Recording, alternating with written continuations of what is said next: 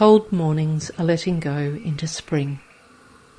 After 3 years of living in this cooler climate, I can finally let go of winter with acceptance, rather than the previous dread I used to live with in more tropical climates.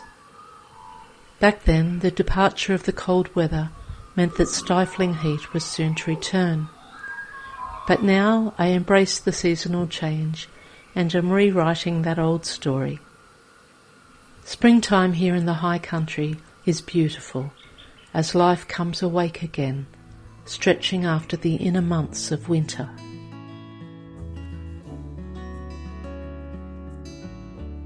The first sign of change was the bulbs blooming in their pots, which meant the return of the pollinators, and that's exciting.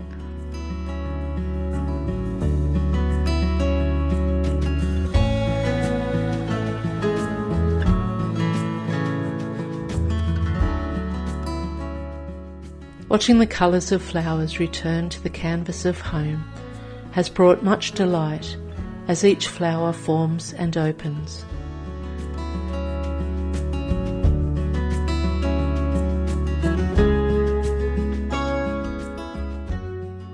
I'll share more about my flower plans later in this episode.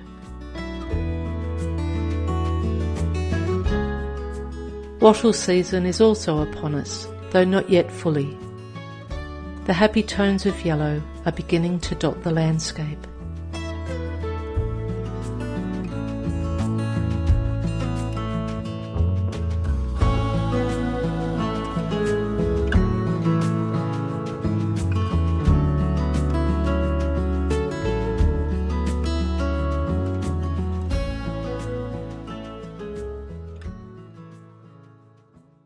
It hasn't just been the return of the pollinators that signalled spring's arrival. It is snake season once again.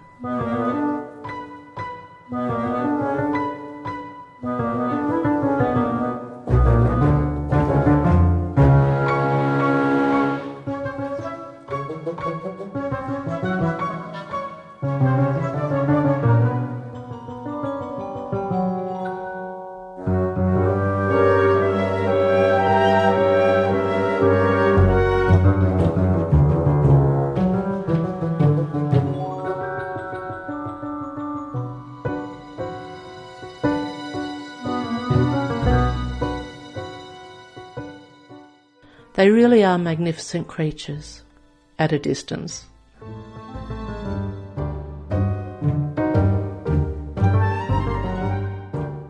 This particular day was like the turning point into spring, as the next morning more wildlife was about than ever before. There were 25 kangaroos at sunrise, 15 deer, and the birds seemed to sing louder than in the previous months. Everything felt enhanced, like nature's euphoria bursting free from its winter cocoon. I felt a bit like Snow White, marvelling at all the creatures around me. I especially loved this little mama wallaby basking in the morning sun with her joey moving around inside the pouch.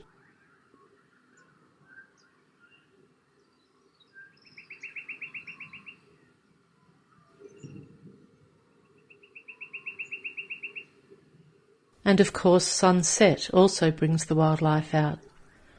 This male kangaroo is at least 8 years old. That's when their big muscles come in. There's clearly a lot of testosterone flowing with this bloke too.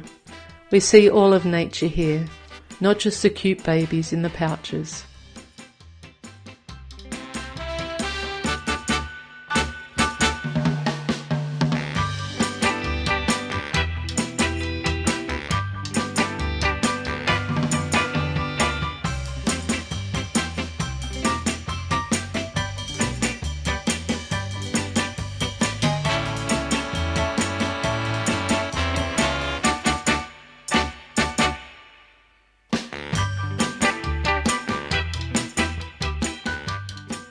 Anyway, that's the natural way, and I'm surrounded by it all in this wild, magical place I call home.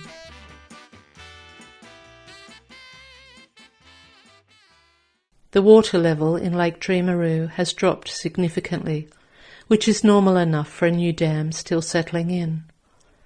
Prior to this, with so much water falling during winter, especially with the snow event of last episode, we'd hoped to finally be able to plant a tree and some grasses on the island for the ducks.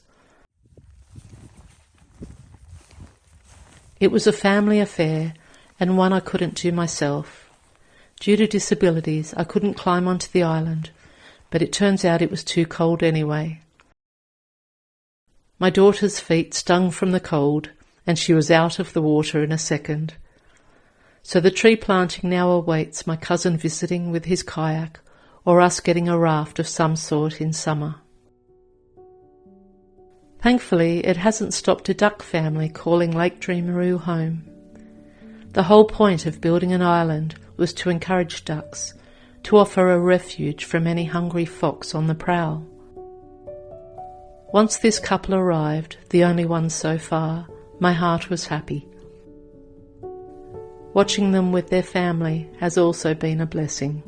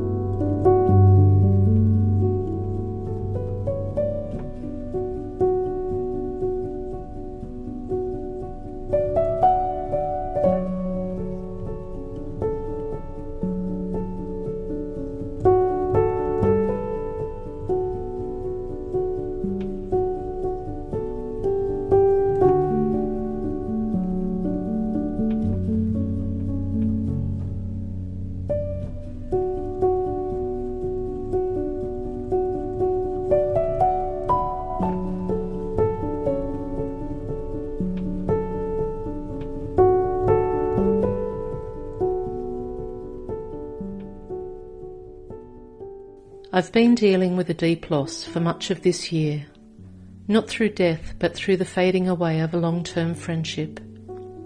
It took a while for my head to catch up with what my heart already knew, that I had to let go.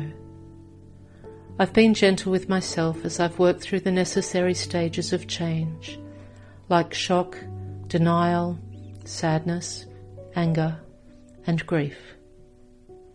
Hindsight has since revealed a clear reflection of truth, which has brought me to a quiet place of acceptance. A cycle has now finished, and the closing of such a long chapter is now delivering a sense of new beginnings, which of course has been very apt with the timing of spring. When we lose someone from our life, we also lose a part of ourselves. But I dare to wonder what is waiting to land in this new chapter, while also feeling grateful for the love and learning once shared. Thankfully, the songs of the birds and the ever-changing canvas I live with helps to keep me more present than not. The bird bath is coming alive again.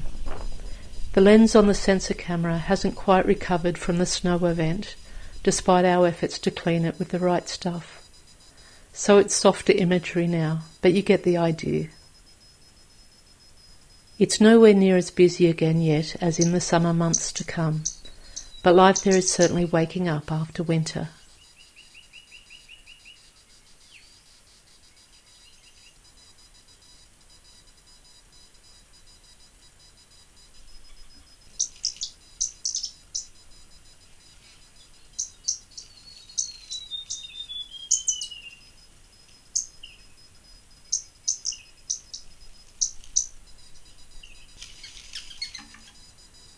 I was excited to see the very first flower on the Echium plant forming. It's also called the Pride of Madeira. It bears a flower I've photographed elsewhere previously and is one of my favourites. This first flower lasted 2 days before 2 white cockatoos returned and snapped it off. And so another season of living with them begins. This protea has taken months to bloom. That's no exaggeration. I've literally been watching it for months. I just hope it survives the cockatoos.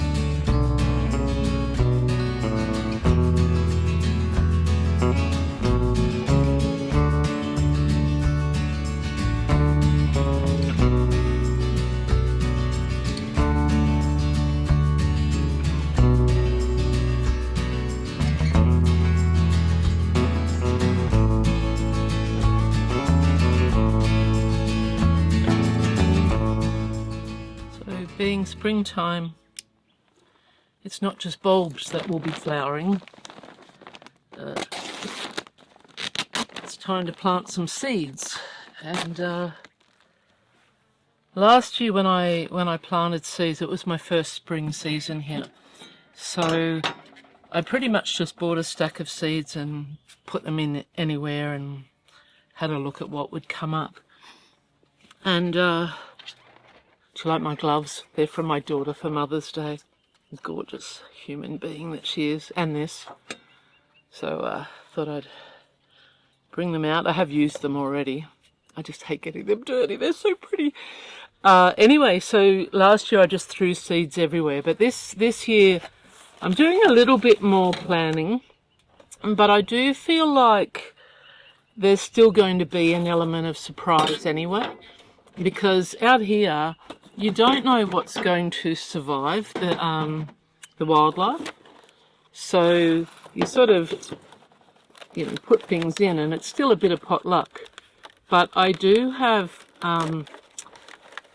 plans to put a lot of flowers in, some perennials, but mostly annuals again, because I really like having a few of my gardens, only a few, changing every year.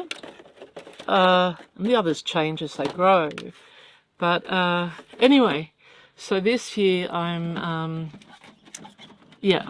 starting with seedlings. I'm using a bit of common sense and not just throwing them all into the ground and letting the birds and the wind carry them off.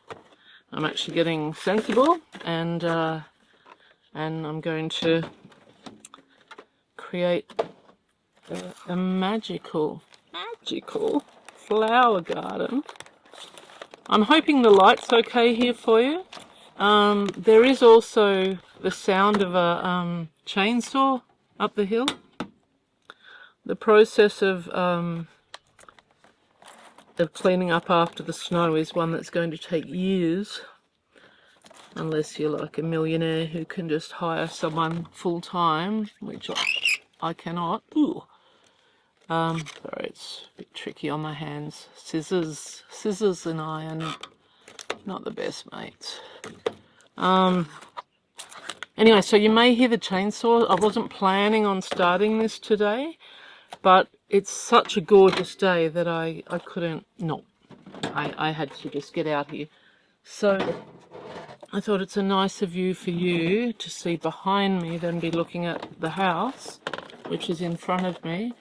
I still get to look up the hill, so I've still got plenty of beauty around me. And yeah, so all of these, I think it'll end up being just under 200 seedlings. That's a lot of flower plants. And then think how many flowers each of those plants grows. So I am talking thousands of flowers. But feels good. But yeah, I wasn't planning on doing it today. I was planning it in a couple of days' time. But the thing is, out here, you just don't know with the weather, with the wind, how it could change, how quickly it could change. And it's such a perfect spring day today. So even though I'm having some wood cut up the hill, some fallen branches chopped up for next winter's fire, I just thought I'll give it a go anyway. So I won't go through and bore you with every single flower I'm putting in yet, because you'll see that in the summer vlogs and in the future ones, in the next couple of vlogs after this. So what I will show you is, quickly before I get into the real work, is the varieties. So these are all different sorts of flowers. These are the perennials, these are the annuals, and yeah, I mean, I am going to be in pollinator heaven with the amount of insects these flowers are going to attract. I just can't wait to see what comes of it. So yeah, it's time to get them started and plant my garden, or at least plant my seedlings.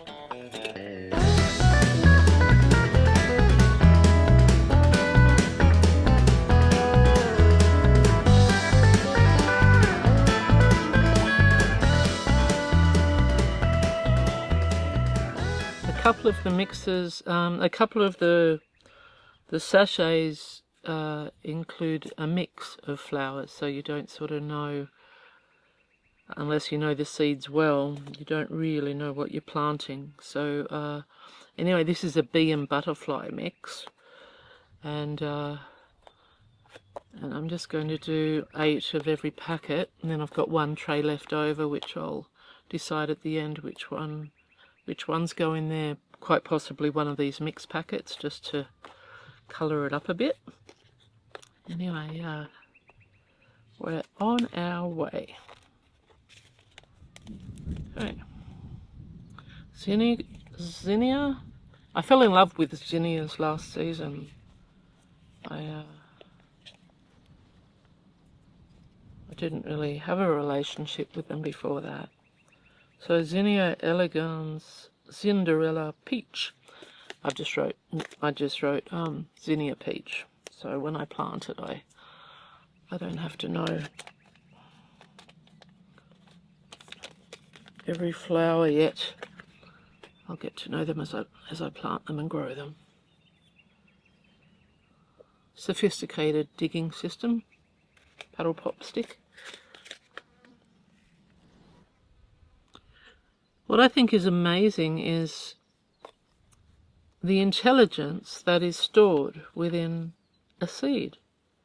That this little tiny dot of brown can not only grow a plant, but can, you know, feed insects and keep them alive and grow flowers and brighten up a garden. This tiny little flake of a thing that looks like nothing, and it's a seed, and it just makes me, I'm totally in awe of seeds.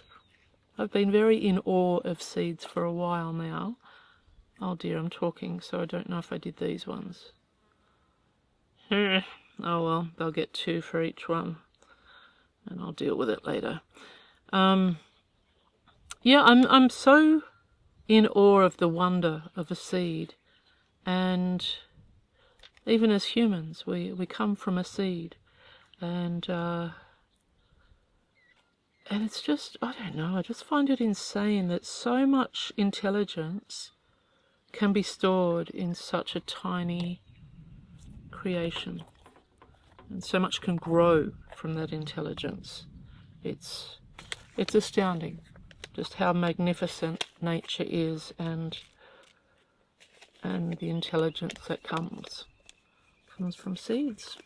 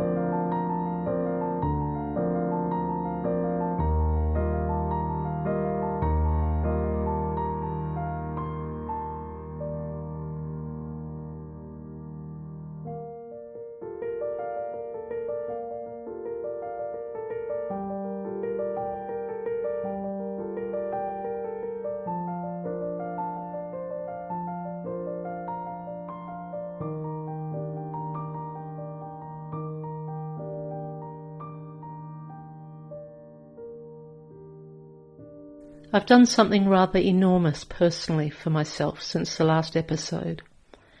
It was a decision I didn't see coming at all, and I still can't quite believe I've reached this point. But I've learnt over the years to trust when readiness and timing align, and this was certainly such a case.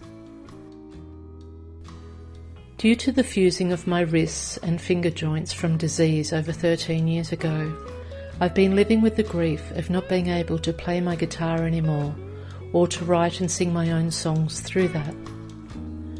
With such a sense of renewal and new beginnings around me lately, I've finally reached a place of readiness to face that grief. So I have invested in a beautiful slide guitar, which will hopefully accommodate my damaged hands. The instrument sat in its box for 2 days before I found the courage to open it, my fear of the grief being so huge. But I am approaching it all now with an open heart of hope, in a spirit of playfulness, not pressure.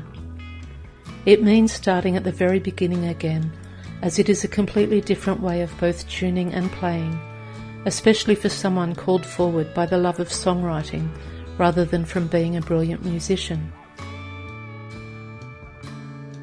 I'm a storyteller and can now look forward to what songs will come to flow through me with this instrument in the years to come, and to improving my musicianship along the way, while also singing my heart out with the new songs. This is not me playing in the background, by the way, but it is a sound this instrument is capable of. Anyway, I still need to buy an amp to plug the guitar into, but after 13 years of grief, I'm ready to heal the loss of that old part of myself by bringing live music back into my home life. I'm also ready to discover a new version of me that will birth through this expression and healing. It's a new beginning, and while a part of this journey terrifies me, it also excites me.